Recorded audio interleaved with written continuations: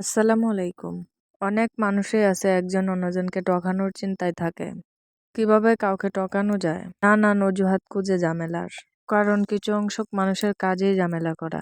অন্যের জিনিস লুটপাট করে খাওয়ার মজাই তাদের আলাদা। উপরওয়ালা তো একজন আছেন না, তিনিই সব সঠিক একদিন বিচার করবেন। মানুষ হয়তো কিছুদিনের জন্য মানুষকে হেনস্থা করতে পারবে, কিন্তু সারা জীবনের জন্য নয়। অন্যের খারাপ চাইলে নিজের খারাপ এমনিতেই হয়ে যাবে একদিন। কারণ ক্ষমতা চিরস্থায়ী থাকে না। আজ নিজের ক্ষমতা একজনের উপর চাপিয়ে দিচ্ছেন, অন্যদিন হয়তো আপনার উপরে কেউ চাপিয়ে দিবে। এটাই বাস্তবতা। কখন যে কে কোন পর্যায়ে চলে যাবে কেউ বুঝতে পারবে না, জানতেও পারবে না। মানুষের মধ্যে একটু ঘৃণা থাকা উচিত, কারণ আমরা মানুষ, পশু নয়।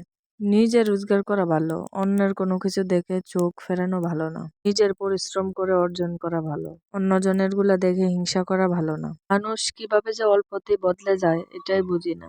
তাদের ক্ষেত্রে একটু চুন থেকে কষলেই তাদের গায়ে লাগে, আর অন্যজনের বিরুদ্ধে বড় কিছু বললেও তাদের গায়ে লাগে না। খারাপ মানুষদের সাথে মেশা বন্ধ করতে হবে। খারাপ মানুষের পাশ দিয়ে যাওয়াই উচিত নয়।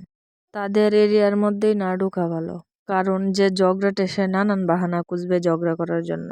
একটা কথা খুব বাস্তব পেলাম, এই পৃথিবীতে কেউ কারো নয়। আপনি দুর্বল, আপনার পাশে কেউ থাকবে না, আর এটাই বাস্তব। অসহায় মানুষের পাশে কেউ থাকে না।